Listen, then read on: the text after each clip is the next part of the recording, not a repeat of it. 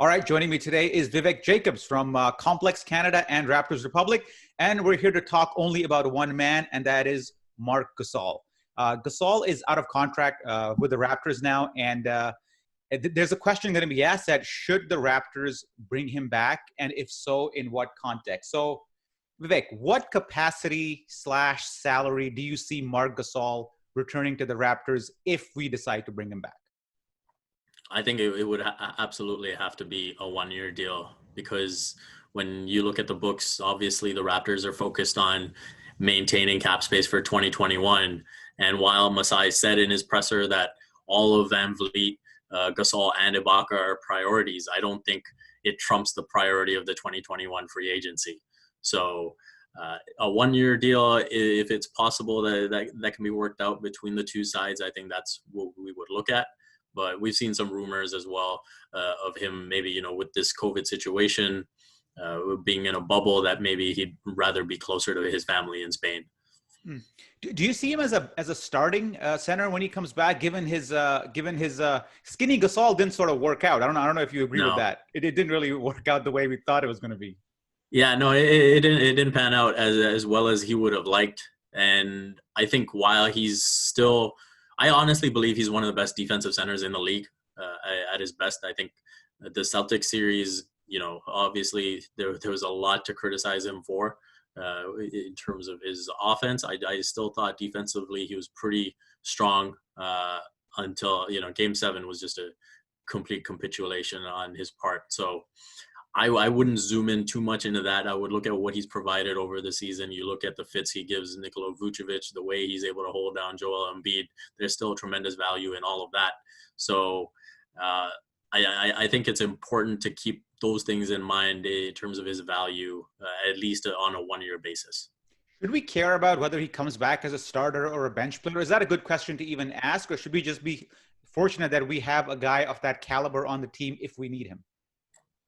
No, I think it's a perfectly fair question to ask, especially if the Raptors do go the route of bringing both Ibaka and Gasol back. Then it is a perfectly valid question to ask of, is Ibaka the better fit over an 82-game season, or however long the next season ends up being?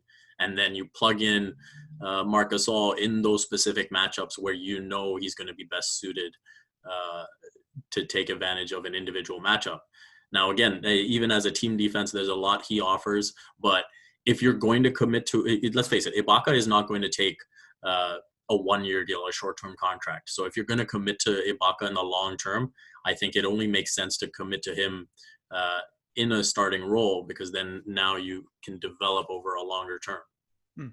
What do you think happened to Gasol's offensive game? Like it was never great to begin with, but it certainly took a dive in the postseason. Like, do you think can he return to being an actual three-point threat like he was when we first acquired him and supply that sort of concern for any defenses? Or should we more or less expect him to be primarily a defensive presence when we need him to be?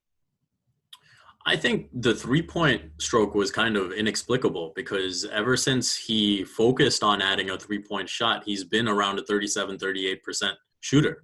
And that's over 1,000 attempts. So there was no way the Raptors would have expected him to just be a complete non-threat from the outside. And that's something, frankly, if he was able to just knock down those shots consistently, and we saw it in that one half where he was able to find his shot, how much of a difference it made to the Raptors offense, just because it forced Theis to guard him. But if he can rediscover that, then for sure that just spikes up his value. It's like that one quarter. I think it was the third quarter in Game 4, I want to say. Yeah. The first 5 minutes of the third quarter in Game 4. Let's be very specific about what we saw there, right? Yeah. Can you explain the hesitation, man? Because every time, I broke down a lot of tape over the last little while, and there is, for sure, despite the numbers that you mentioned earlier, the high shooting percentage, there is still a level of hesitation in him that is kind of perplexing, because you could literally draw a radius of 3 meters around him. It's like he's social distancing on the court, right? And he's just passing up shots. How do you explain that?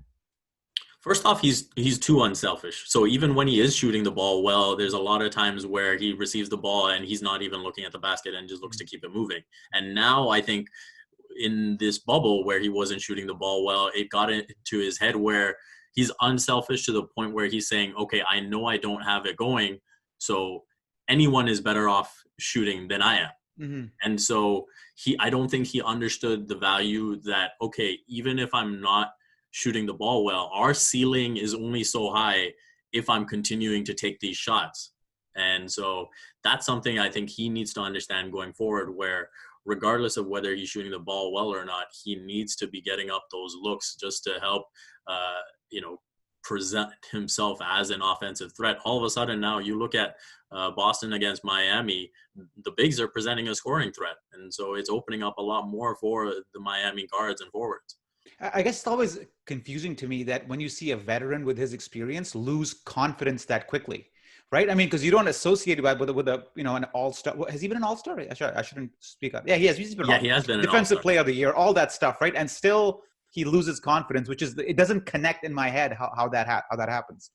Yeah, it's something that's hard to explain for me as well, just because whenever you hear Marc Gasol speak in press conferences, he talks about the value, how much value he places in the process, that it's not so much about the results. But when he's clearly getting in his head over the ball not going in the basket, clearly the results are impacting him and taking precedence over the process.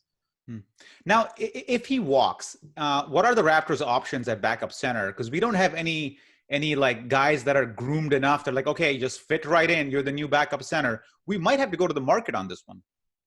Yeah, absolutely. And, you can look at the taxpayer mid-level for something like that. And there are some names that Raptors fans might even be familiar with. Bismack Biyombo is a free agent. And let's face it, he's definitely not getting paid anywhere near the contract that he got when he initially left the Raptors. Mm-hmm. So I think that's a name that would be interesting. And so you look at the center market right now with the way the game is played today, it's so devalued that I do think the Raptors will be able to find someone on the cheap for 1 year just to sort of bridge the timeline between now and 2021. Mm. And looking from Gasol's perspective, do you think other than the Raptors, do you see him coming back to the NBA with a team other than the Raptors? I would be very surprised if that happened. Yeah. I mean, the only other situation I could see that panning out for would be Memphis, but then you look at the bigs that Memphis already have now, there just doesn't seem to be a fit for him there anymore. So it's Raptors or Europe. Yeah, that's the way I see it. Mm-hmm. And as we check, Spain's case count, man, is like twice as high as it ever was. Oh my goodness. Even from when it was at peak. Thanks for that breakdown, man. Appreciate that, and hope to have you back soon. Thanks for having me, Zarar.